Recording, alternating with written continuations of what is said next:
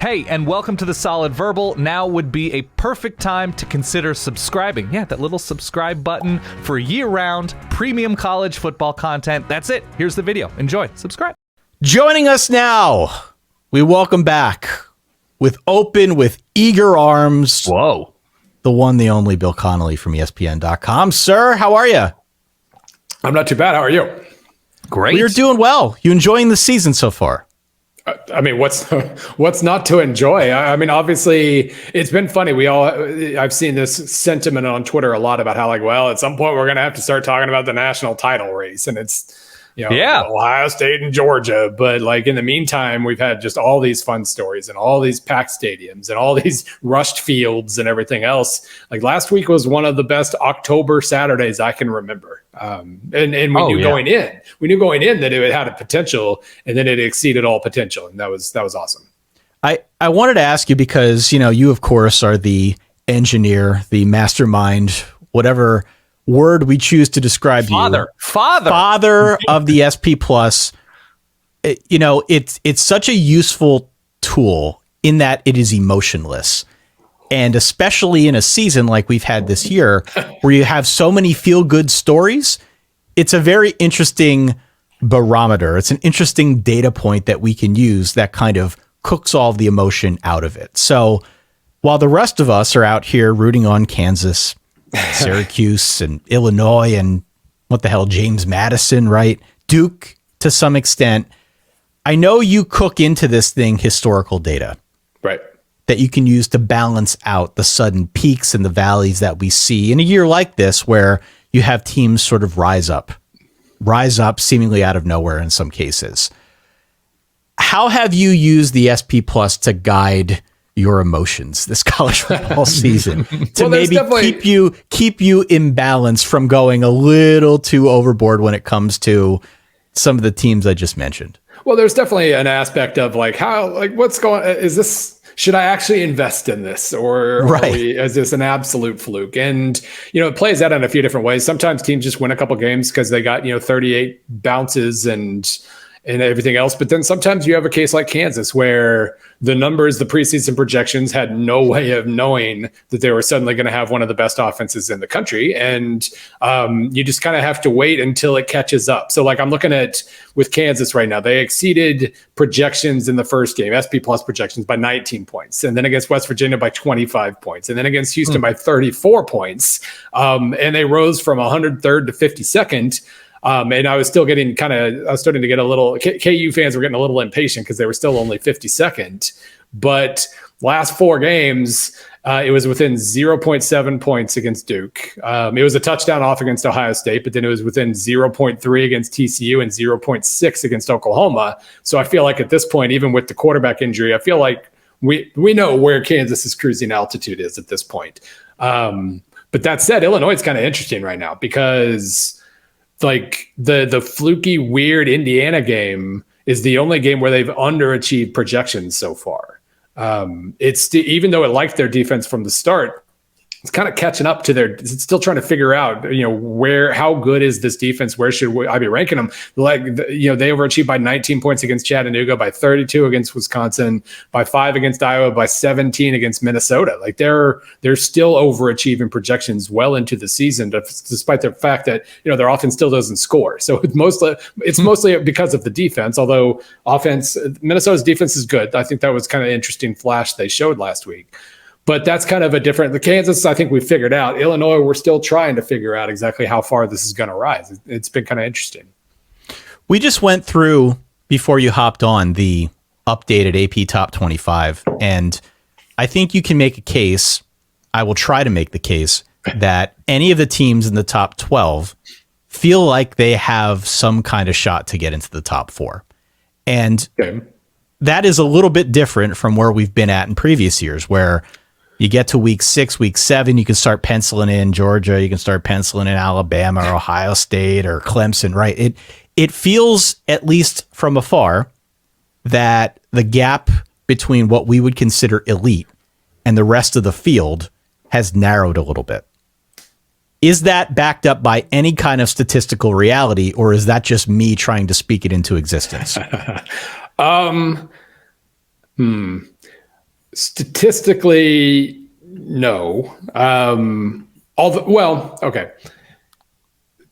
It's the gap between the top three. That was one of the major things. Like, it was hard not to talk about it in the offseason. The fact that it seemed like Georgia, Alabama, and Ohio State were starting so far ahead of everybody else. Right. They're still ahead of everybody else, but it's not quite as big as maybe we thought. But it really is still kind of a top five in everybody else. We've got, using SP Plus again. I mean, Ohio State's at plus 31. Basically, they're still pretty far out there. Georgia's at 27. Bama's still at 26. So they're still ahead, but Michigan's there 25-ish. Tennessee's at 23-ish. They're pretty close until, at that point it drops off. There's 3 points down to Texas.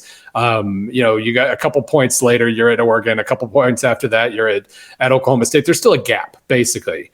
But the fact that it feels awesome the way, like, we have 9 undefeated teams left. They're pretty well distributed right now. Mm-hmm. And therefore, even if UCLA could make the playoff, and they'll probably get drubbed when they get there, but they could still get there. The fact that you've got UCLA out in the West, still looking interesting. The fact that you've got both Tennessee and Ole Miss as kind of the secondary, the dark horse in the SEC is really fun. TCU, I mean, the Big 12 is just going to cannibalize itself so bad. I can't imagine TCU gets there, but they could. They're going to be in a lot of close games, and they've already won a couple. So, right. It is. I think the distribution of fun stories has been, good for college football. It's just once we get to the playoff, it's still going to be Alabama, Ohio State, Georgia as the favorites, maybe Michigan, maybe Tennessee, and probably nobody after that. Dan, it backs up your point again that the playoff is the point. Continue. Yeah, it's beside the point right now because there are so many good games and good teams and fun storylines. Yeah. Is there a team, and I don't know if it sounds like I'm going to humble SP Plus here, but is there a team that SP Plus, you mentioned the Kansas offense, the Illinois defense, but across the board, that if SP Plus were a living, breathing, sentient person, would be most surprised it's having the season that they are, either in a positive or negative way? Well, I mean, Oklahoma. Yeah. Oklahoma was the biggest surprise of the season. When I started, I knew after the Texas game, I knew that I needed to look at, kind of their underachievement over the past 3 games. The fact that they didn't start off that bad, the fact that they seemed like fine for 3 weeks. And then suddenly the defense just fell off a cliff. And even last week didn't really rebound, didn't really climb back up. It was just the offense was really good. Yeah. That's been the biggest surprise of the season. That kind of sudden collapse doesn't happen, especially if you don't have like 38 injuries to account for it. So that's been, to me, like the most surprising part of the season. Otherwise, I'm scrolling through the list of teams that are kind of currently overachieving. Mm-hmm. Ohio State, I don't think we've really caught up to how good they are yet. They threw us off the scent that first week against Notre Dame, and since then they've been averaging 56 points a game without Smith and Jigba. Without both of their running backs healthy at the same time. It's ridiculously unfair what they've been doing. Too, yeah. Yeah, right. And the fact that we still don't completely know about their offense, but we're not going to, or their defense, but we're not going to know what we need to know until the Michigan game. They could continue to look really, really good and continue to rise in the rankings a little bit. So I don't think we've caught up there. Maybe haven't caught up to TCU. Just the teams at this point that are doing really, really well, mm-hmm. that SP Plus didn't have any reason to project very high. TCU collapsed last year. Illinois obviously wasn't good, even with a pretty good defense. Those are the teams that are still overachieving. Wake Forest, their defense is still not great, obviously, but it's better. And they're overachieving a little bit recently. So those are some of the interesting ones. What's another negative one I can throw in there to balance? SMU and Marshall aren't nearly as good as I expected them to be this year. Fresno really isn't as good as I expected them to be this year. UNLV, I was starting to not really believe in massively, but I was thinking, they might be able to get to a bowl. They've looked horrible of late. Just wait a week, Bill. Just wait this week. Let's see what happens this week. Okay. Is there a team that's lurking, right? Is there a team that's doing good things that hasn't necessarily stood out in the first half of the season, but is doing enough interesting things that the numbers like enough that, like, okay, their pass rush is surprisingly strong, or they're generating explosive plays or preventing explosive plays, or, maybe they've had really bad turnover luck early, that they've just been really bad fumble bounces or really bad tipped balls that have affected things. is there that team that's just sort of in the dark right now, but you could see actually jumping up and having an impressive second half of the year? Well, it's probably too late now, but my numbers love Minnesota. Like, still love them. Really loved them like 2 games ago, but still are holding out hope. The Purdue game was a toss-up, obviously, and Illinois. The fact that their offense struggled against the number 2 defense in the country, which Illinois has the number 2 defense in the country.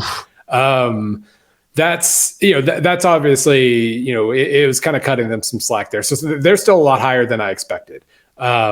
And so maybe that means something. I think the most interesting team here, we're kind of at a pivot point for them in the season, is Ole Miss. Just, they're 7th in SP Plus. They're whatever they are in the polls, top 10. They basically, they look so good in 10-minute stretches that they usually win pretty comfortably, despite then taking the next 20 minutes off.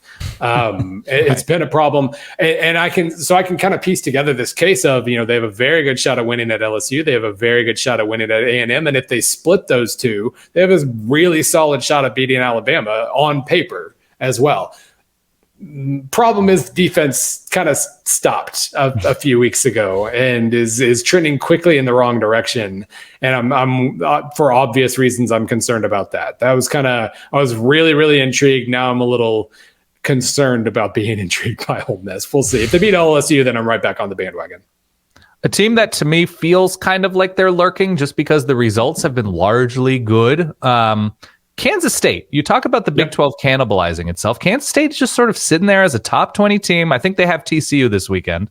They're 5-1. They've got a couple impressive wins. They beat Oklahoma, which I don't know how impressive you actually think that is now, but they're sitting at 5-1, and they're not making a ton of mistakes. They're not doing a ton crazy well on offense, although they have Deuce Vaughn.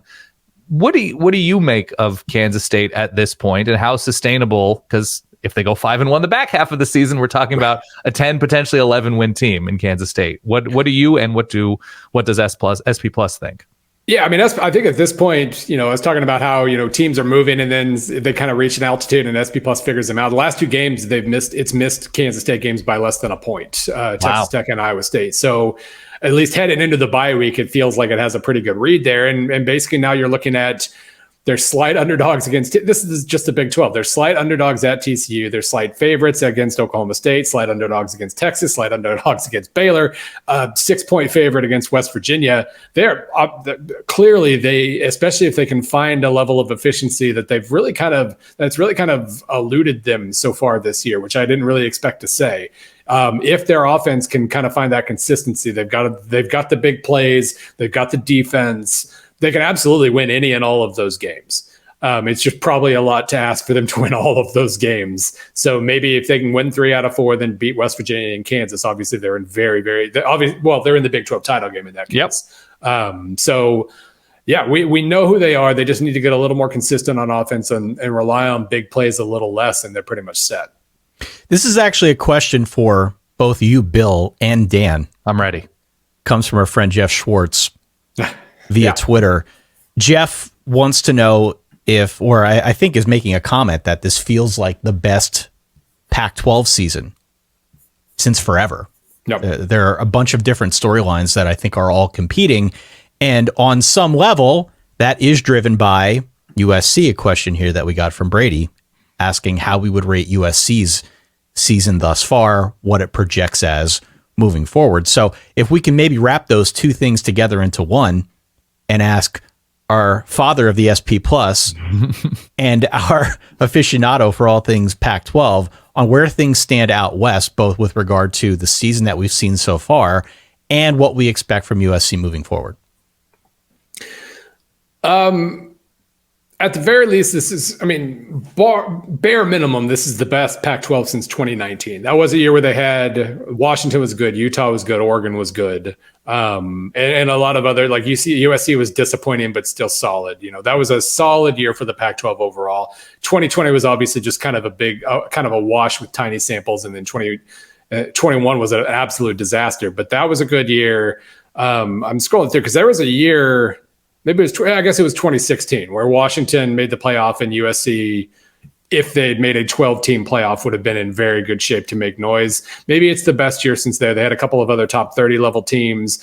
Around that period is where this kind of fell off for them, in that they always had a number of top 20 caliber teams, and they got crushed because they didn't have a playoff contender, because they had a number of top 20 teams. They just didn't have a top 5. And that was where I delivered the line, started delivering the line I've done a million times over the last 5 years, and how the ACC is not good just because Clemson makes the playoff every year. Pac-12 is a better conference than the ACC, and that stopped being true over the last couple of seasons, and it started becoming true again. I don't know. It's hard to figure out exactly where things stand right now because there are just so many important games to play, and obviously UCLA looks really good, but they looked pretty good at the start of last season, and they faded. And can they maintain it? Can USC continue to improve defensively, which they were kind of doing until last week, and then everything fell apart in that regard? What does Utah have left? Obviously, how these teams, the staying power of these teams, we don't know yet.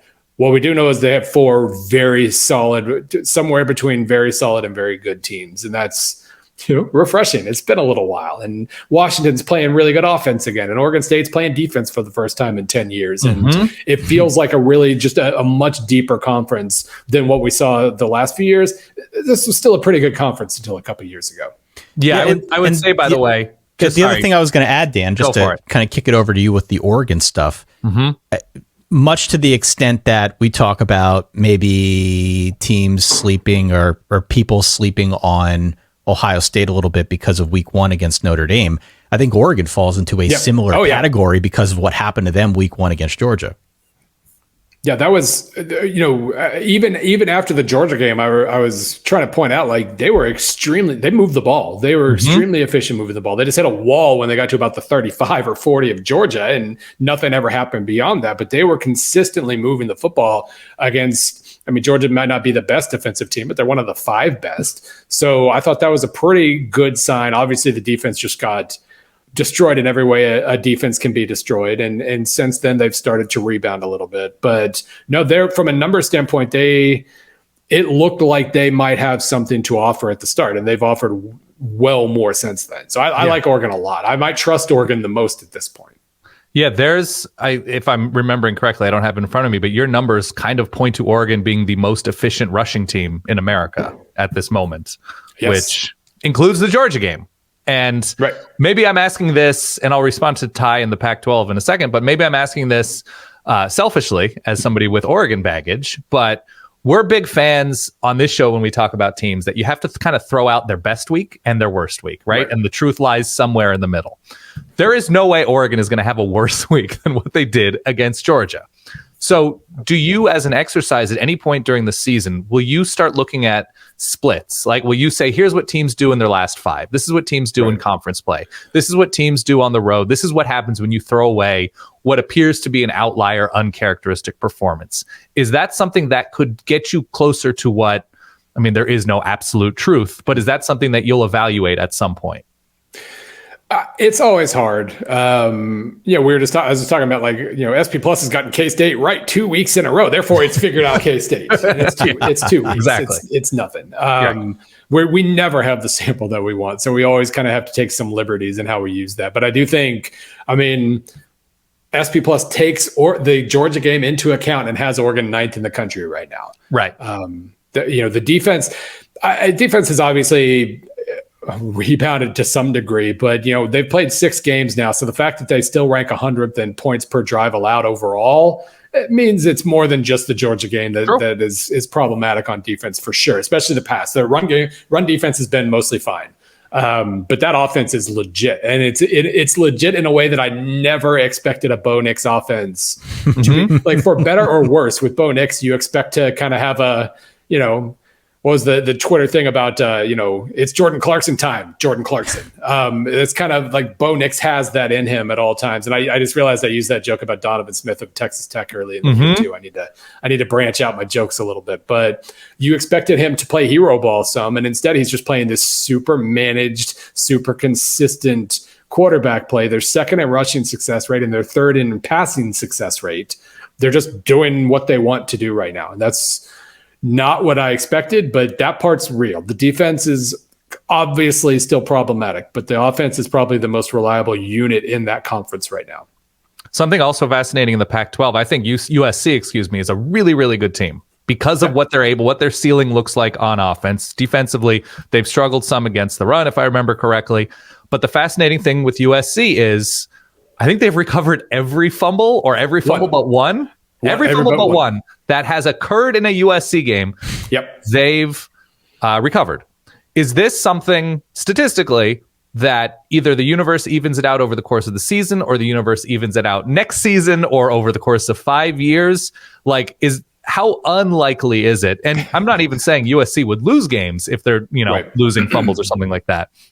But is this more out there than any team in recent memory, or where does this lie in terms of expected recoveries and turnover margin? I'm not going to remember off the top of my head what the highest fumble recovery rate in the season is, but I want to say it's probably between about 70 and 75%. And USC is at 93% right now. Right.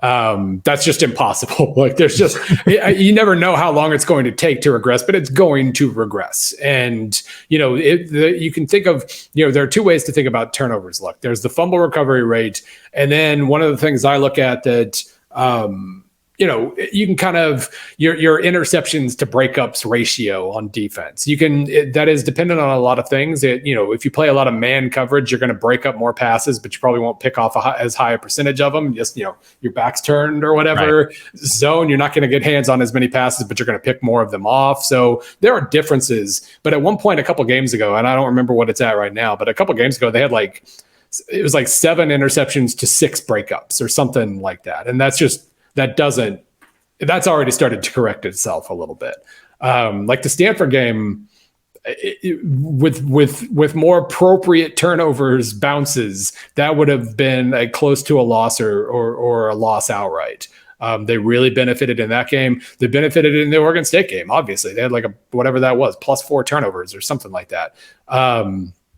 So they benefited from that early. It doesn't detract from the point that their offense is awesome, because it's awesome. They're 5th in points per drive, 4th in yards per drive. Caleb Williams does the best Patrick Mahomes, not necessarily the arm angle thing, but just being able to kind of just drift out of the pocket and buy as much time as he possibly wants, and then make some throw that just annoys the crap out of you. He's really good at that, and that's obviously a really good defense or offense. But their defense has not been up to task so far. They benefited from turnovers significantly. And when they only got 1 turnover against Utah, it doomed them, despite the fact that their offense was awesome. So, all that said, they don't play another good offense until UCLA. They're going to win the next 3.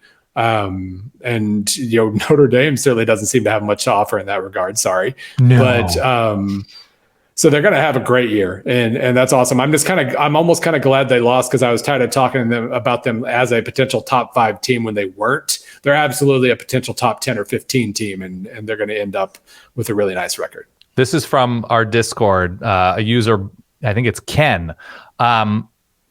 Does SP Plus capture the damage of penalties? Duke had a late 1st and goal called back due to penalty, then a late touchdown called back due to penalty, and then simple penalty yardage doesn't tell that story. Is there anything that you can use with regard to penalties adjusting efficiency?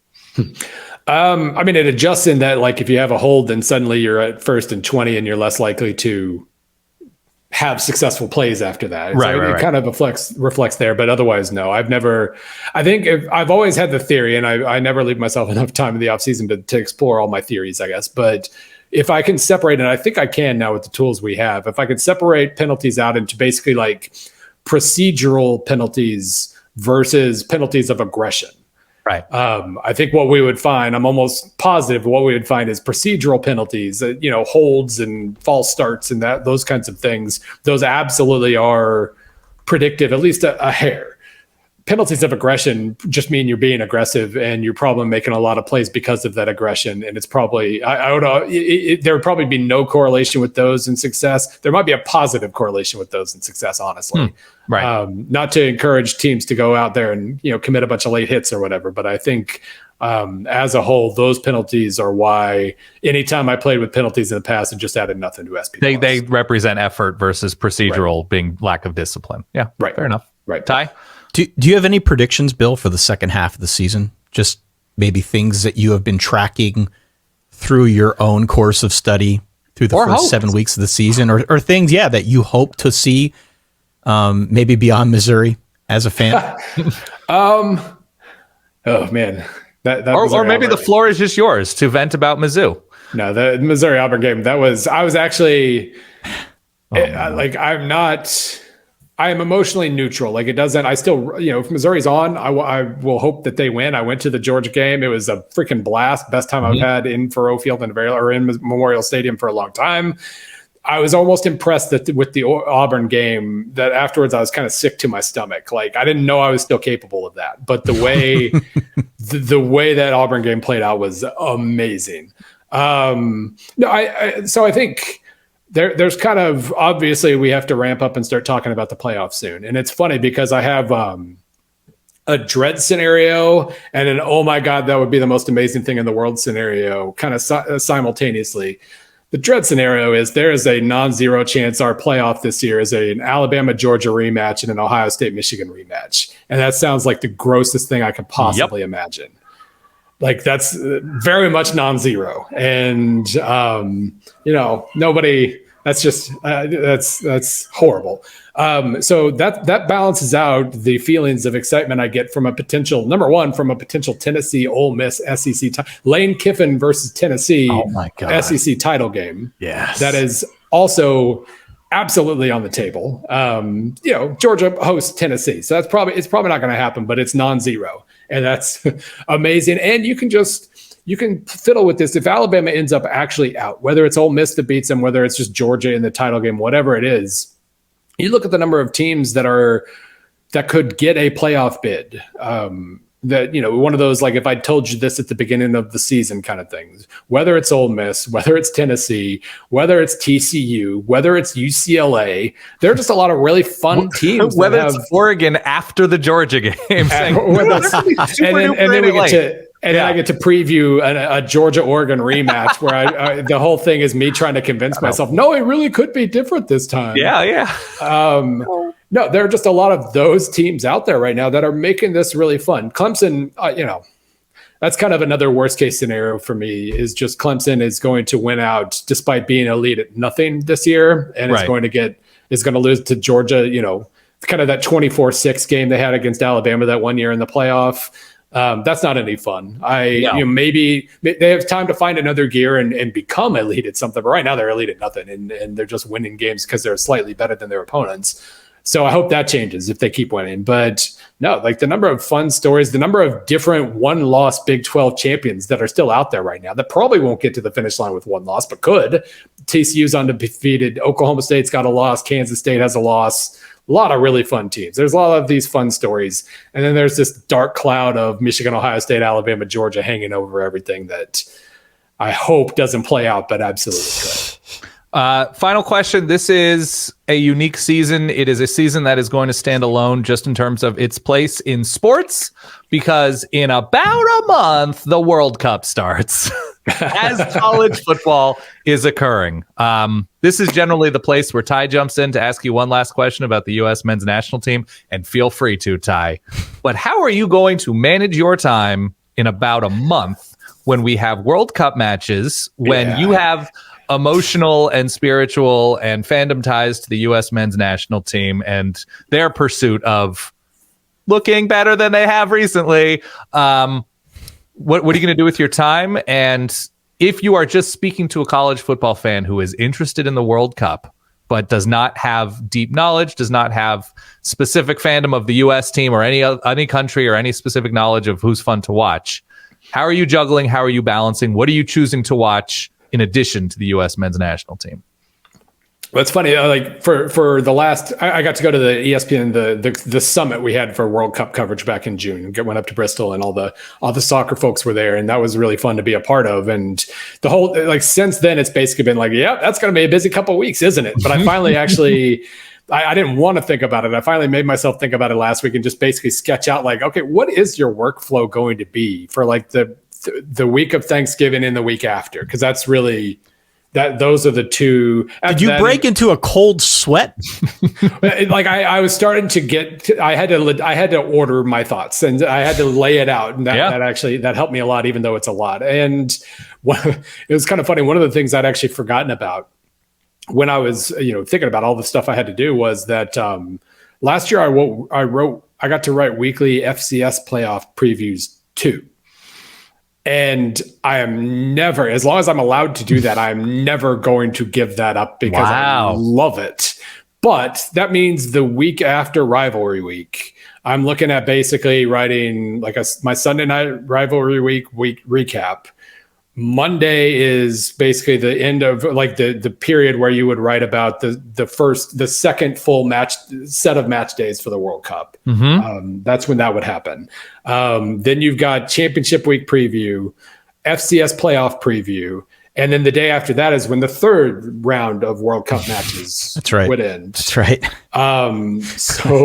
So that's a lot. That week is just going to be, and my editors are super nice, and I'm sure if I said I don't want to write FCS this year, they would let me back out. I'm not going to because damn it, those are my favorite pieces to write. Yep, that's just going to be a hard week. There's really no way around the fact that that's going to be a very, very busy week. And in a way, it's kind of good. Like championship week is important, but there are fewer games to follow and write about, so that helps. But yeah, it's a lot. And it's going to be a lot. And it's the only time it's ever going to happen, obviously. Well, never say never, but it's not going to happen again for like 8, 12, 16, 20 years or whatever. So that kind of that'll power you through as well, I guess. And if you're a shadow advisor to Greg Berhalter, you are telling him a month-ish out, here's who you play, here's what you do, here's how it works. My name is Bill Connelly, and I also have thoughts about Kansas State football. What are you telling him? And Samford football. Samford football. Samford. Yeah. And like Fordham, FCS playoffs, we'll see. Holy Cross, baby. They're making a run. The Cross-Staters. Yeah. What are you telling Gregors? There's nothing at this stage in the game. What can you tell him? Like he's had 4 years. I went back and watched, I'm writing a piece about the US this week. I'm trying to summon my inner optimism here because they still have talent. They could still, they could absolutely still make the knockout rounds at least. But they, 4 years ago, they were asking him like, how exactly are you going to try to build a possession model, have a possession style of play, A, against teams that are much more talented than you, and B, in these CONCACAF pitches where there are knobs all over the place and the ball's bumping around. How are you going to actually do that? And his answer was basically, well, you would have probably thought I couldn't at Columbus too. The end. Which wasn't great. No. And in retrospect, especially. And then you look at the last 2 years where it's heavy possession and no shots. And then you look really good when you're counter-attacking, but you don't want to counter-attack. You want to possess the ball. And he's got the best counter-attacking forward or one of them in Europe right now in Jordan Pefok, but he doesn't want Pefok because he's not a possession guy. He can't link up play and all this stuff. And it just seems like the guys who are doing best right now are not the ones he would prefer. And the ones he would prefer are not the ones doing the best right now. And I don't know. Yeah. I don't know what you do there. I'll be shocked if he selects Pefok at this point, and I'm already mad about it. And just put him on the bench. If you're tied with like 10 minutes left and you need a quick counter, like have that really fast guy available. And I don't know. It is what it is. It's the tiniest sample tournament, and all they got to do is probably beat Wales and they advance, and they might lose to Iran, and Iran is destined to hold them to like 4 shots, 1 of value, and probably be a 0-0 draw. And just kind of stinks that I'm not more excited about this at the moment than I am. Does that all resonate, Ty? Bill would know better than me, but yeah, absolutely. I was going to say there's a little bit of a James Franklin quality to Greg Berhalter in that he's been a very good recruiter. There's a lot less snake oil with Greg Berhalter. Wow. But the U.S. has not proven particularly adept at beating the teams they shouldn't. Yeah, so, I will. I don't know anywhere. Go ahead. No, I don't know if I'm going to put this in the piece or not, so I will share it since I actually pulled it. So, one of the weird things about evaluating the U.S., it's number one. Okay, before I go down the road, everybody's been hurt, and I want to acknowledge that. Like he's had who is it? Reyna, Pulisic, Adams, McKinney, and Dest on the field at the same time in one match ever. So that matters. I want to forgive that. But I looked up, it's always really hard to evaluate the U.S. because they barely play outside the U.S. because everybody wants to play in the U.S. And in their last 10 total matches against semi-real teams outside the U.S., it was Costa Rica, let's see. So at Canada, Wales on a neutral, at Switzerland, at Canada, Mexico neutral, at Costa Rica, Japan, Saudi Arabia. They have 0 wins in those 8 matches. They've scored 1 goal in those 8 matches. They've gone up 10. They've gotten 3 points from those 8 matches. Looking back at the 8 before Berhalter against semi-real competition outside the U.S., they had 1 win, 2 draws, 5 losses, and a -9 goal differential. Basically, exactly the same team. And that was the most depressing thing I've ever put together. I don't know if I'm going to use that or not, but I figured it out, and it was just. And you have an Iowa page with your SP Plus team profiles, and that's still, yeah, man. Okay, that's a tweet to save for a particularly rough first half against during the Wales. World Cup. Yeah, like as soon as they're down 2-0 to Wales, boom, like that's. There you go. That one goes viral. Bill Connelly, ESPN.com. We have to get together and talk more about this at some point. I don't know if we can work this out, but let's see if we can do it. We've been talking about it for a year now. You know where he lives. I did. You can go down to Como. It's a beautiful 31 degrees right now. Come on down. Yeah. Bill Connelly, ESPN.com. Enjoy the second half of the college football season. We'll have to have you on again to talk about all things football. Maybe some things World Cup. We'll see how it breaks, but always a pleasure. Or not. It's fine. If not, it's fine. Always a pleasure to have you on, sir. Yep.